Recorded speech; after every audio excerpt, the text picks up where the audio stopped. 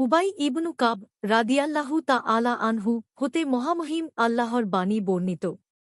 তিনি এ আয়াতের তোমাদের রব যখন বানী আদমের মেরুদণ্ড থেকে তাদের সন্তানদের বের করলেন সূরা আরাফ ১,৭২,১৭৩ এর তাফসিরে বলেন, আল্লাহ তাআলা আদম সন্তানদের একত্রিত করলেন। তাদেরকে বিভিন্ন রকম করে গড়ার মনস্থ করলেন, এরপর তাদের আকার আকৃতি দান করলেন। তারপর কথা বলার শক্তি দিলেন। এবার তারা কথা বলতে লাগল। অতঃপর তাদের কাছ থেকে ওয়াদা অঙ্গীকার গ্রহণ করলেন এবং তাদের নিজের সাক্ষ্য গ্রহণ করলেন, আমি কি তোমাদের রব নই? আদম সন্তানগণ বলল, হ্যাঁ, নিশ্চয়ই আপনি আমাদের রব। তারপর আল্লাহ তাআলা বললেন, আমি তোমাদের এ কথার উপর ৭ আসমান ও ৭ জমিনকে তোমাদের সম্মুখে সাক্ষী করছি এবং তোমাদের পিতা আদমকেও সাক্ষী বানাচ্ছি। তোমরা যেন কিয়ামতের দিন এ কথা বলার সুযোগ না পাও যে, আমরা তো এ ব্যাপারে কিছুই জানি না। তাই এখন তোমরা ভালো করে জেনে নাও, আমি ছাড়া তোমাদের কোন মাবুদ নেই এবং আমি ছাড়া তোমাদের কোন প্রতিপালকও নেই। সুতরাং সাবধান, আমার সাথে কাউকে শরিক করো না। আমি শীঘ্রই তোমাদের কাছে আমার রসূলগণকে প্রেরণ করব, যারা তোমাদেরকে আমার ওয়াদা অঙ্গীকার স্মরণ করিয়ে দিবেন। অতঃপর তোমাদের ওপর আমি আমার কিতাবসমূহ নাযিল করব।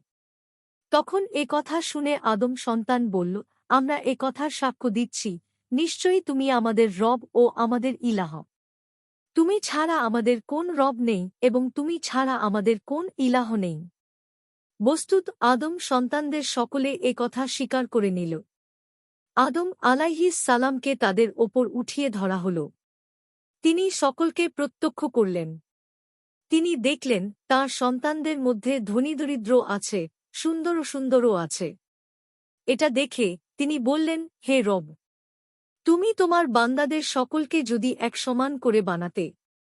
আল্লাহ তাআলা বললেন, আমি চাই আমার বান্দারা আমার প্রতি কৃতজ্ঞতার মধ্যে থাকুক।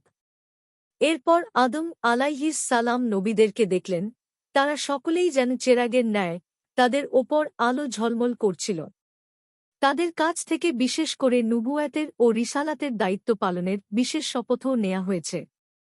আল্লাহ তাআলা বলছেন, অনুবাদ, আমি নবীদের নিকট হতে যখন তাদের ওয়াদা অঙ্গীকার গ্রহণ করলাম এবং আপনি মুহাম্মদ সাল্লাল্লাহু আলাইহি ওয়াসাল্লাম, নূহ আলাইহিস সালাম, ইব্রাহিম আলাইহিস সালাম, মুসা আলাইহিস সালাম, ঈসা আলাইহিস সালাম, ইবনু মারিয়াম আলাইহিস সালাম হতেও অঙ্গীকার ও ওয়াদা নেয়া হয়েছে সূরা আল-আহজাব ৭।